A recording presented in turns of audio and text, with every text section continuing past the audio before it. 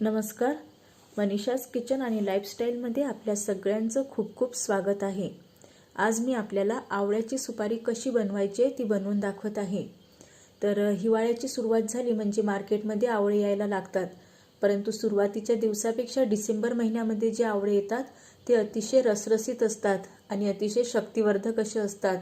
तर आणि आवळा हे फळ वर्षभर येणार नाही आहे, तर त्यामुळे आपण याच दिवसात या आवळ्याची वेगवेगळ्या प्रकारात साठवणूक करून ठेवू शकतो वर्षभरासाठी।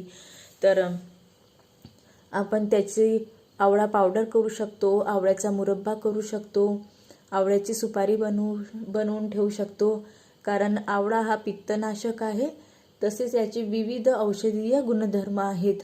तर आजच्या व्हिडिओमध्ये मी तुम्हाला आवळ्याची सुपारी कशी बनवायची आहे ती बनवून दाखवत आहे। तर त्यासाठी काय साहित्य लागणार आहे ते आपण पाहूया। यासाठी मी सगळ्यात पहिल्यांदा इथं अर्धा किलो आवळे घेतलेले आहेत।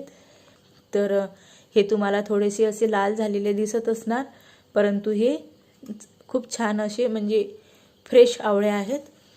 आणि या चम्मचनी 1 चम्मच काळं मीठ घेतलेलं आहे आणि याच चम्मचनी 1 चम्मच जिरे घेतलेले आहेत। या चम्मचनी 1.5 चम्मच ओवा घेतलेला आहे आणि 1 चम्मच मीठ घेतलेलं आहे। तर आता सगळ्यात पहिल्यांदा आपण हे आवळे 2 पाण्याने स्वच्छ धुवून घेऊयात।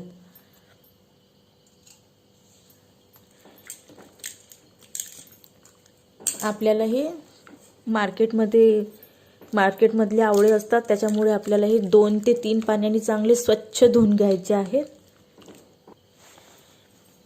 आता मी हे चांगले 2 ते 3 पाण्याने स्वच्छ धुवून घेतलेले आहेत।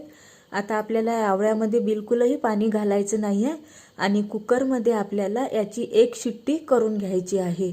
याच्यामध्ये पण पाणी वगैरे काहीच घालायचं नाही आहे।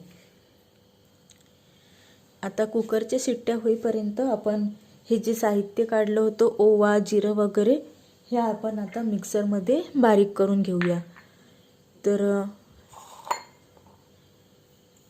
मिक्सरमध्ये ओवा जिऱ्यासोबत आपण मीठ पण घालूया, कारण की हे दोनच मिश्रण एकदम बारीक होणार नाही कमी असल्यामुळे।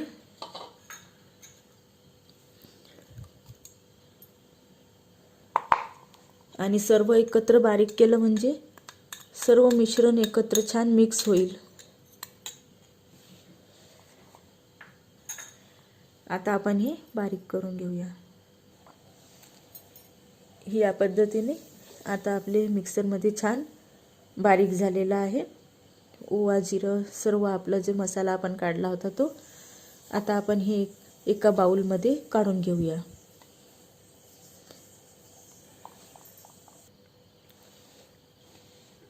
आता या ठिकाणी आपले हे आवळे कुकरमध्ये वाफवून तयार झालेले आहे। हे बघा, या पद्धतीने एका शिट्टीमध्ये जर छान वाफवल्या गेले नाही तर आपल्याला 2 शिट्ट्या कराव्या लागतील। लक्षात ठेवा, आपल्याला आवळे पूर्णतः शिजवायचे नाही आहेत, आपल्याला फक्त वाफवून घ्यायचे आहेत ते इथपर्यंत की त्याच्या आपण जे अशा फोडी काढू त्या सहज अशा हाताने वेगळ्या निघतील। हे थोडेसे आपल्याला थंड होऊ द्यायचे आहेत, मग आपण या आवळ्याच्या पूर्ण फोडी अशा हाताने वेगवेगळ्या काढून घेऊयात। हे बघा, अशा पद्धतीने हे खूप गरम आहे, थंड झाल्यानंतर अशा सर्व आपण काढून घेऊया। आवळे लवकर थंड होण्यासाठी मी याच्यामध्ये पाणी घातले।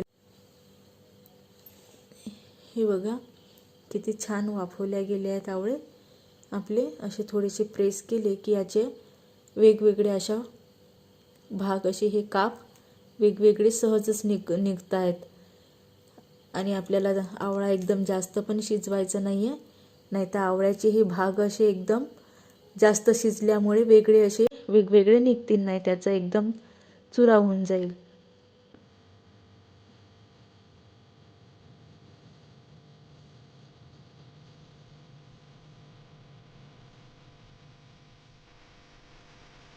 अशा पद्धतीने आपण सगळ्या आवळ्याचे असे वेगवेगळे काप आपण काढून घेतलेले आहेत।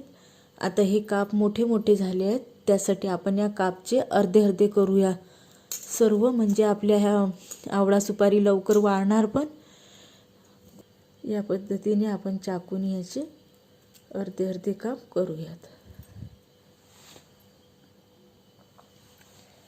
या पद्धतीने मी याचे असे अर्धे अर्धे काप करून घेतलेले आहेत।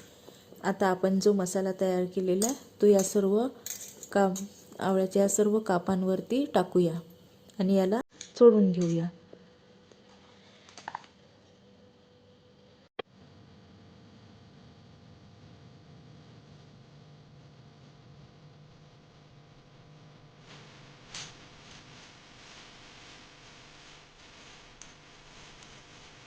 या पद्धतीने आवळ्याच्या सर्व कापांना आपण मसाला व्यवस्थित लावून घेतलेला आहे। आता आपण हे 2 दिवस छान कडक उन्हामध्ये वाळवून घेऊया। या फोडींवरती धूळ उडू नये म्हणून त्याला तुम्ही एक पातळ कापड सुद्धा वरून झाकू शकता किंवा चाळणी पण याच्यावरती ठेवू शकता।